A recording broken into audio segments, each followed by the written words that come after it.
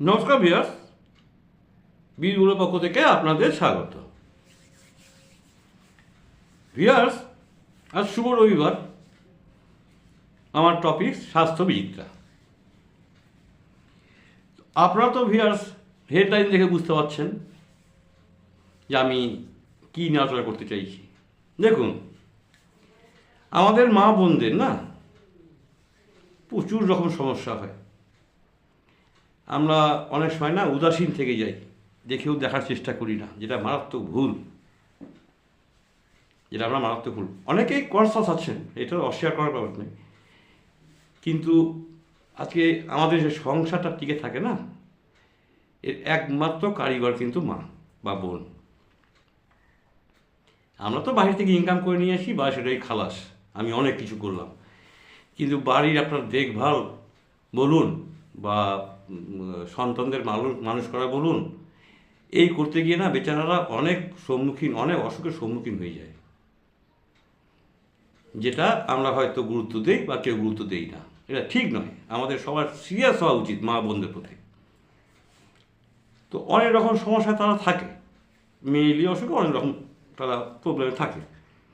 তার মধ্যে স্তন ক্যান্সার একটা অন্যতম অসুখ। এই স্তন ক্যান্সারটা কী? এই স্তন ক্যান্সার সম্পর্কে জানতে গিয়ে আমি দেখলাম ভিউয়ার্স, এই গত 12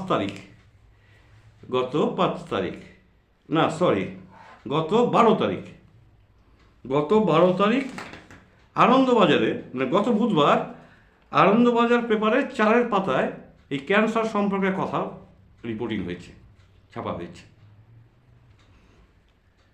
আপনারা তো যারা পেপার পড়েন তা তো জেনেছিনি, যারা পেপার পড়েন না বা পেপার পড়ার সুযোগ পান না, সময় পান না, তা তো জানতে পারলেন না ব্যাপারটা, যে আসল রহস্যটা কী, ক্যান্সারের রহস্যভেদ।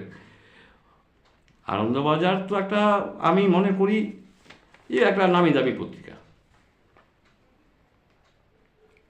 তারা হেডলাইন করেছে স্তন ক্যান্সারে রহস্যভেদের দাবি। মানে ওরা হেডলাইন করেছে, 4 পাতায় গিয়ে দেখবেন, যদি আনন্দবাজার থাকে আপনার বাড়িতে, 12 তারিখে মানে বুধবার 4 পাতায় গিয়ে দেখবেন। তো যিনি রিপোর্টিংটা করেছেন সায়ন্তনী ভট্টাচার্য, উনি রিপোর্টিংটা করেছেন, উনি ডাক্তারবাবুদের সঙ্গে কথা বলেছেন, সাক্ষাৎকার নিয়েছেন। স্তন ক্যান্সারটা কী উনি ওনার লেখনীতে তুলে ধরেছেন। তবে ভিউয়ার্স একটু পড়ি, আপনারা ভালো করে মনোযোগ দিয়ে কিন্তু শুনবেন, তাহলে আপনারা বুঝতে পারবেন যে এত ঘাবড়াবার কিছু নেই। স্তন ক্যান্সার মানেই যে মারাত্মক কিছু তাও নয়, প্রথমে ধরা পড়লে প্রথমেই ঠিক হয়ে যায়, কিন্তু কী হয় কেন হয় সেটা ডাক্তারবাবুরা ওনাকে যা রিপোর্টিং করেছে উনি সেটা ছাপিয়েছেন। বলছেন কেউ কেউ ওষুধ পড়তেই একেবারে সুস্থ হয়ে যান, যে মারণ রোগ শরীরে বাসা বেঁধেছিল তার ফিরে আসে না। কারো ক্ষেত্রে কয়েক বছরের মধ্যেই নতুন করে দেখা দেয় উপসর্গ, ফিরে আসে ক্যান্সার। স্তন ক্যান্সারের ক্ষেত্রে প্রায়শই এমন ঘটনা ঘটতে দেখা যায়। অনেকে পুরোপুরি সুস্থ হয়ে যান, কিন্তু কারো কারো ক্ষেত্রে এর ব্যতিক্রম ঘটে। এর কারণ জানতে গবেষণা শুরু করেছিলেন কল্যাণীর ন্যাশনাল ইনস্টিটিউট অফ বায়োমেডিক্যাল জিনোমিক্সের বিজ্ঞানীরা। 2 বছরের লাগাতার চেষ্টায় রহস্যভেদ হয়েছে বলে দাবি করেছেন তারা। তাদের গবেষণাপত্রটি প্রকাশিত হয়েছে কমিউনিকেশন বায়োলজি জার্নালে। এই গবেষণায় যুগ্মভাবে নেতৃত্ব দিয়েছেন NIBMGর অধ্যাপক নিধান বিশ্বাস এবং টাটা মেমোরিয়াল সেন্টারের ডিরেক্টর সুদীপ গুপ্ত। এছাড়াও যুক্ত ছিলেন ইন্ডিয়ার স্ট্যাটিস্টিক্যাল ইনস্টিটিউটের বিজ্ঞানী পার্থপ্রতিম মজুমদার, NIBMGর অধ্যাপক বিজ্ঞানী অরিন্দম মৈত্র। ইনাদের একটা গ্রুপ এই গবেষণাটা করেছেন। বিজ্ঞানীরা জানাচ্ছেন যে স্তন ক্যান্সারের সবচেয়ে পরিচিত ধরন ER অথবা PR, মানে ইস্ট্রোজেন ও প্রোজেস্টেরন।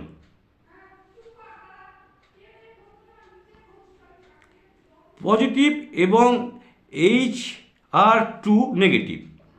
এই ক্যান্সারে অ্যান্টি ইস্ট্রোজেন বা অ্যারোম্যাটিস ইনহিবিটরের মতো হরমোন থেরাপির সাহায্যে রোগীর চিকিৎসা সম্ভব, কিন্তু বহু রোগী ক্যান্সার মুক্ত হয়ে গেলেও কিছু রোগীর ক্ষেত্রে এই চিকিৎসা কাজ দেয় না, ঘন ঘন ক্যান্সার ফিরে আসে। এই ড্রাগ রেজিস্ট্যান্স বা ওষুধের কাজ না দেওয়ার জিনগত কারণ রয়েছে কি না তা স্পষ্ট ছিল না এতদিন।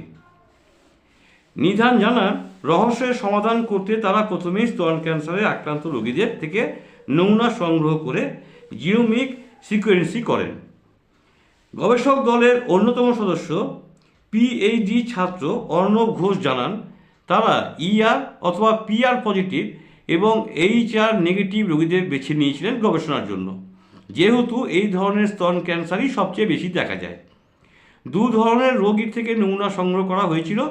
একদল যারা হরমোন থেরাপিতে সুস্থ হয়ে গিয়েছেন, অর্থাৎ 5-6 বছর হয়ে গিয়েছে, ক্যান্সার ফিরে আসেনি, কোনো উপসর্গও নেই। আর অন্য দলটি হলো যাদের অল্প সময়ের মধ্যে ক্যান্সার ফিরে এসেছে। অর্ণব জানান, যাদের শরীরে ক্যান্সার ফিরে এসেছে তাদের 3টি জিনে রেজিস্ট্যান্স মিউটেশন সিগনেচার দেখা গিয়েছে। TP53, PIK3CA, ESR1 এই 3টি জিনে মিউটেশন ঘটেছে ওইসব রোগীদের। এদের জিনোম ইনস্টেবিলিটিও রয়েছে, অর্থাৎ এদের টিউমার কোষে ডিএনএ খণ্ড বিখণ্ড হয়ে ক্রোমোজোমের পুনর্বিন্যাস ঘটেছে। ডিএনএ মেরামতির কাজ শরীরে হচ্ছে না। তৃতীয় সিগনেচার হচ্ছে টেলোমিয়ারের ধৈর্য কমা। নিধানবাবু জানাচ্ছেন, যাদের গবেষণায় অনেকটাই স্পষ্ট এই সাব টাইপের স্তন ক্যান্সারে আক্রান্ত কিছু রোগী চিকিৎসায় কেন সুস্থ হচ্ছেন না। তিনি বলেন, টিউমার অস্ত্রোপচার করে বাদ দেওয়ার পরে যদি জেনেটিক পরীক্ষা করে দেখা যায় যে নির্দিষ্ট বৈশিষ্ট্যগুলি রয়েছে, তাহলে রোগীকে নিয়মিত পর্যবেক্ষণে রাখা হবে। সামান্য উপসর্গ দেখা গেলেই তা চিহ্নিত করে দ্রুত পদক্ষেপ করা যাবে। দরকারে ফের অস্ত্রোপচারও করা যেতে পারে।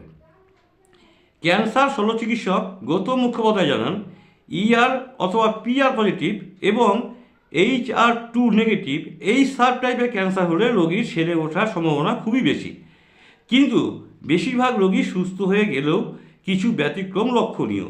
তার কথায়, যারা চিকিৎসায় সুস্থ হচ্ছেন না তাদের ক্ষেত্রে যদি এই জিনগুলি দায়ী হয়, জিনোম ইনস্টেবিলিটি কাজ করে, সেই তথ্য জানাতে পারে খুবই গুরুত্বপূর্ণ। ভবিষ্যতে চিকিৎসার উপকার হবে। এই একটি ওনারা প্রতিবেদন ছাপিয়েছে। ভিউয়ার্স, ঘাড়াবার কিছু নাই। আমার মা বোনদের বলছি, এত চিন্তা হওয়ার কিছু নাই, আতঙ্কিত হওয়ার কিছু নাই।